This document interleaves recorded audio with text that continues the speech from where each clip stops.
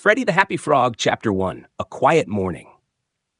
In a peaceful forest, tucked away behind tall trees and wildflowers, there was a small, still pond. The water there was always clear and calm, with lily pads gently floating on the surface and dragonflies gliding just above it. This was where Freddy the Frog lived. Freddy was a little green frog with round, shiny eyes and a soft, smooth body. He wasn't the biggest frog in the pond, or the fastest, or the loudest, but Freddy was always happy. Not in a noisy, jumping up and down way. Freddy's happiness was quiet, like a warm blanket or a soft breeze. It came from enjoying the simple things around him. Each morning, Freddy would wake up slowly. He would blink his eyes open, stretch his long legs, and take a deep breath. Then he'd sit on his favorite lily pad and just watch the world wake up with him. The sun would rise, turning the sky from dark blue to soft orange. Birds would begin to sing from the treetops. Tiny ripples would move across the pond as fish swam beneath the surface. Freddy didn't need to go anywhere. He was perfectly content to sit still, enjoying the calm morning. Sometimes a ladybug would crawl across his lily pad. Freddy would watch it carefully, smiling as it made its way across. Other times, the wind would carry a small flower petal onto the water, and Freddy would gently touch it with his toe, watching it float away. Freddy loved these little things. They didn't shout or shine. They didn't try to be noticed, but they were beautiful in their own way, and Freddy noticed them all. On this particular morning, something felt a little different. The air was cooler than usual, and the sky had a soft, sleepy gray color. Freddy didn't mind. He liked all kinds of mornings. He yawned and settled onto his lily pad, his arms tucked under his chin, just watching and listening. He stayed like that for a long while, still, quiet and peaceful. And though he didn't know it yet, something special was waiting for him, just beneath the surface of the water. But for now, Freddy was happy, just as he was, floating, listening, smiling softly at the gentle world around him. Just as Freddy was about to close his eyes and settle into a peaceful nap, something unusual caught his eye. It was faint, so faint he almost thought he imagined it. Just beneath the surface of the pond, near a cluster of tall cattail stems, something glowed. It wasn't bright, it didn't sparkle or flash. It simply shimmered, quietly and gently, like a little light that had fallen asleep underwater. Freddy blinked slowly and tilted his head. He had lived at this pond his whole life, and he knew every stone, every ripple, and every plant. But he had never seen anything like this before. His curiosity, quiet and warm like everything else about him, gently nudged him forward. Without a sound, Freddy slid off his lily pad and into the cool, clear water. He paddled slowly, not disturbing the surface, careful not to frighten away any nearby minnows or tadpoles. As he swam closer to the glow, he noticed it was coming from the bottom of the pond. Resting there, half hidden in soft sand, was a smooth, round pebble. It was small, about the size of a frog's eye, and pale blue, with a light that pulsed gently, like a heartbeat. Freddy hovered above it, watching quietly. The pebble didn't move. It just glowed as if it was waiting. He reached out one webbed hand and picked it up. It felt warm, even underwater, and smooth like river glass. Holding it in his hand made Freddy feel even more peaceful than before, like the world had gotten a little softer somehow. He turned it over gently. He then held it close to his chest. Freddy didn't know what the pebble was or why it was glowing, but somehow it didn't matter. Just having it with him felt right. He slowly swam back to his lily pad, climbed up, and sat back down. The pebble rested quietly in his hands. Freddy looked out across the pond, which was still and calm as ever. He didn't need answers. Not yet. He would ask Granny Turtle later. She always seemed to know things. For now, Freddy just sat with the pebble, letting the soft glow warm his hands. And all around him, the pond held its breath, as if it too was waiting for something. Freddy sat very still on his lily pad, the gentle blue pebble resting in his open hands. The quiet hum of the pond slowly returned, soft buzzing from insects, the whisper of wind through the reeds, and the distant flap of a heron's wings. But the feeling in the air remained, different, like the pond was holding a secret. Freddy looked down at the pebble again. It didn't glow quite as brightly now, but its warmth was steady, comforting. He knew exactly who to talk to. Granny Turtle. Granny Turtle was one of the oldest creatures in the pond. No one really knew how old she was. Some said she remembered when the pond was only a puddle. She lived near the far edge of the water, under a flat rock surrounded by moss and tall grass. Freddy had visited her many times before, usually just to say hello or to sit in peaceful silence beside her. He carefully tucked the pebble into a small fold in a leaf and wrapped it gently, tying it with a blade of grass. Then he placed it in a tiny pouch he wore over his shoulder. It wasn't fancy, just stitched together from reeds and soft bark, but it worked. With a deep breath, Freddy hopped off his lily pad and made his way toward Granny Turtle's place. He didn't rush. He never did. The pond was full of little things to notice. The way the water curled around a log, the flutter of a butterfly resting on a rock, the lazy blink of a sunbathing snail. Freddy greeted everyone he passed with a small wave or a quiet smile. When he reached the edge of the pond, he spotted Granny Turtle, half in the water and half out, her shell warm from the sun. Her eyes were closed, but she was awake. Granny Turtle always knew when someone was nearby. "Good morning, Freddy," she said in her low, gentle voice. "What brings you out this far?" Freddy sat beside her and opened his pouch. He unwrapped the pebble slowly and held it up. Granny Turtle opened one eye, then the other. She looked at the pebble for a long time without saying anything. Then she smiled. "Well now," she said softly, "that is something special." Freddy leaned forward. "Do you know what it is?" Granny Turtle nodded slowly. "I've seen only one like it many years ago. It's called a wonder pebble. They're rare, very rare, and they only show themselves to frogs who are ready." "Ready for what?" Freddy asked, his voice barely louder than the breeze. Granny Turtle looked at him with kind eyes. "That, little one, is something you'll find out when the time is right." Freddy looked down at the pebble again, watching its soft blue glow. He didn't fully understand, but that was okay. Granny Turtle gently touched his shoulder with her wrinkled foot. "Trust the stillness," she said. "It will guide you." Freddy nodded. He didn't have any more questions. Not yet. For now, he was just glad to be sitting quietly beside someone who understood the quiet too. The pebble pulsed once more in his hand, soft and slow, and the pond once again felt like it was waiting. Freddy hopped slowly back from Granny Turtle's resting place, the wonder pebble tucked safely in his little pouch. He didn't speak. He didn't need to. The warmth of the pebble pressed gently against his side, and that was enough. As he returned to his favorite lily pad, the sky had begun to change. The morning gray had softened into pale blue, and the sun peeked shyly through the clouds. The pond shimmered with soft golden light, but still, that feeling lingered, like the water and trees and wind were all holding a gentle breath, waiting for something small and important to begin. Freddy settled on his pad and rested the pebble in front of him. It glowed softly in the daylight, like it had its own gentle heartbeat. He didn't know what to do next. Granny Turtle hadn't given him any instructions, just a few quiet words and a smile that made him feel safe. So Freddy did what he always did when he wasn't sure. He sat still. He breathed slowly. He listened. At first, all he heard were the usual sounds of the pond, the distant chirp of a cricket, the rustle of reeds, the lazy buzz of a dragonfly flying past. But then, something new. A whisper, very soft, like wind, but not wind, like someone or something speaking without words. Freddy blinked and turned his head just a little. The sound had come from the tall trees at the far edge of the pond, trees he had never visited before. They weren't scary, just quiet, still, too far to reach in a day and too deep in the forest for a little frog who liked to stay close to water. But the whisper came again, not loud, not calling, just inviting. Freddy looked down at the wonder pebble. Its glow had grown slightly brighter, a soft blue light that seemed to shimmer in time with the breeze. "Maybe," Freddy whispered, "it wants me to follow."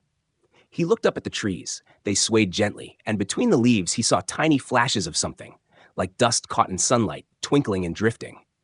Freddy wasn't scared. He didn't know why. But something in his chest felt calm, like the wind was wrapping around him like a blanket. Still, he wasn't in a rush. He would rest here for now, think about what Granny Turtle had said, and maybe tomorrow, just maybe, he would hop a little closer to the trees. The whisper drifted through the air one more time, gentle, patient, kind. Freddy closed his eyes, holding the pebble close. The journey would begin soon, but not tonight. Tonight, the pond would hold him gently and wait with him. Let me know through the night, wrapping Freddy in a calm so deep it felt like a lullaby. Crickets sang softly from the grassy banks, and the moon cast a silvery shimmer across the water. Freddy slept curled on his lily pad, one hand resting gently on the wonder pebble. When the first light of morning touched the sky, Freddy's eyes blinked open. The whisper in the wind was gone, but the feeling was still there, that gentle pull, that quiet sense of, now it's time. Freddy sat up slowly. He didn't feel nervous. He felt ready. Not in a loud, brave way. Just in the way leaves are ready to fall when the season is right. Quietly. Naturally. He tucked the pebble back into his pouch, checked that the grass tie was still snug, and took one last look at his lily pad. "See you soon," he whispered. Then, with a small hop, he began his journey toward the trees. The morning was cool, and a soft mist hovered over the surface of the pond. Freddy hopped past old logs and smooth stones, taking his time, pausing to notice tiny snails, sleepy mushrooms, and spiderwebs still holding drops of dew like beads of glass. As he moved farther from the water, the trees grew taller, the light dimmer, the air thicker with the scent of moss and bark. Freddy had never come this far before. But each hop felt right, like he was stepping into a story that had been waiting for him. Soon, he reached the edge of the woods, the place where the pond ended and the forest began. Freddy paused. The trees stood like quiet giants, branches gently swaying. The whisper wasn't there, but something deeper had replaced it. A feeling, like the trees themselves were awake and watching, curious and kind. He took a breath, then another hop, and another. Inside the woods, the light was soft and dappled. Beams of sunlight trickled through the leaves, painting glowing shapes on the ground. Freddy walked slowly, following no path, but trusting the quiet tug in his heart. After a while, he came to a small clearing. In the center stood an old tree, very old, with bark like folded paper and roots that curled like sleeping snakes. Hanging from one low branch was something strange. A small bell. It didn't look magical, just old and simple with a string made of vine. Freddy tilted his head. The wonder pebble pulsed once in his pouch, warm and slow. Freddy stepped closer and gently touched the bell. It didn't ring. Not at first. But then, a single soft chime, barely louder than a whisper. And in that moment, the forest shifted. The breeze paused, the leaves stilled, even the birds went quiet. Then, from deep within the woods, a light began to glow. Not bright or blinking, just steady, like a candle far away. The journey had truly begun now. Freddy's heart fluttered, not with fear, but with wonder. He turned toward the glow, his little feet steady on the forest floor, and just behind him, the bell swayed gently. Ting, ting, as if saying, "Go on, little frog. We'll be right here waiting." One last glance at the bell behind him, swaying softly in the quiet forest. The distant glow ahead pulsed like a sleepy star, guiding him forward with gentle purpose. He took a breath, felt the warmth of the wonder pebble in his pouch, and followed the light deeper into the woods. With each hop, the forest changed. Vines curled from the trees like sleepy snakes, and mushrooms glowed softly at the bases of trunks.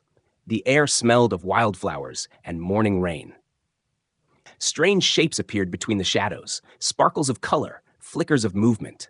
Freddy even thought he saw a squirrel with feathers instead of fur, peeking out from a tree hollow. But when he looked again, it was gone. Soon, Freddy reached a stream. It wasn't wide, but it flowed quickly, bubbling over smooth stones and curling around mossy logs. On the other side, the glowing light shimmered more brightly, as if calling to him. But there was no way across. No bridge, no stepping stones, just rushing water and slippery banks. Freddy sat at the edge, thinking. Then, without warning, there was a creak, crack, snap above his head. He looked up. One by one, the branches of the trees reached out, stretching and twisting like long arms. Slowly, gently, they began to bend toward each other across the stream. Freddy watched in wonder. With a soft rustle, the branches met in the middle and locked together, forming a narrow, winding bridge high above the water. The forest was helping him. Freddy took a steady breath. He wasn't used to heights, but something told him he could trust this bridge. So step by careful step, he climbed the mossy bank and began to cross. The wood beneath his feet creaked, but never swayed. Sunlight filtered through the leaves, dappling his path with patches of light. Below, the stream hummed a quiet song.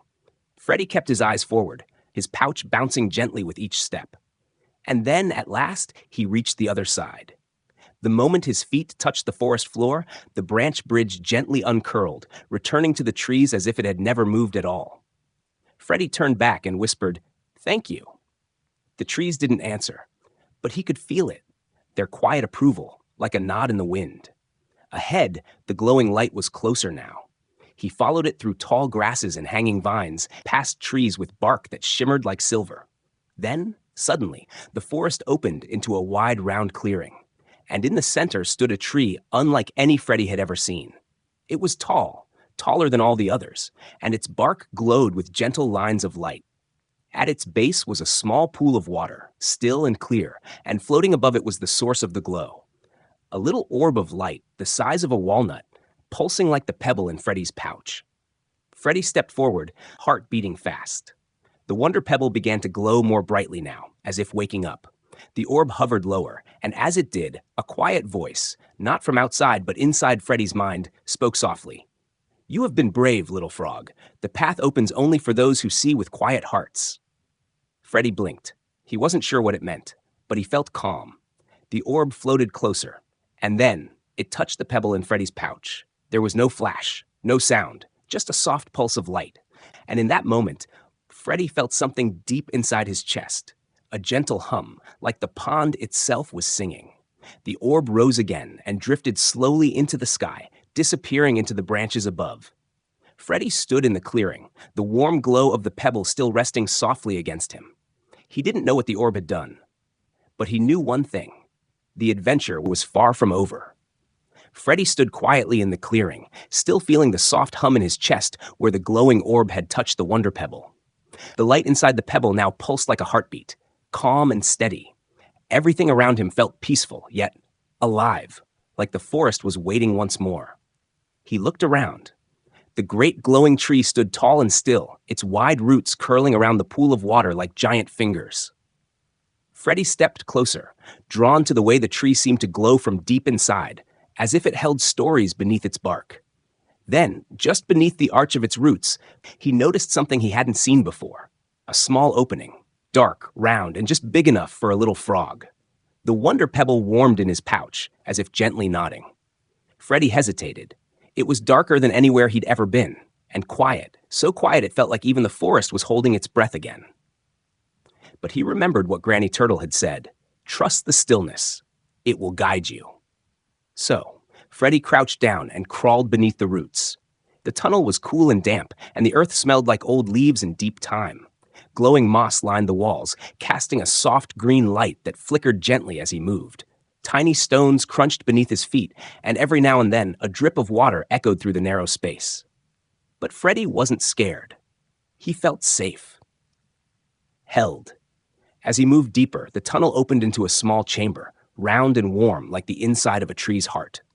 In the middle sat a circle of stones, each one carved with tiny shapes, stars, leaves, frogs, and moons. At the center of the circle sat something unusual, a wooden box, small, simple, closed with a twist of twine. Freddy approached slowly. The wonder pebble was glowing now, brighter than it ever had. It pulsed like it was excited or nervous. Freddy reached out and untied the twine. The box opened with a soft click. Inside was a folded piece of parchment and a tiny silver key. Freddy picked up the parchment and unrolled it carefully.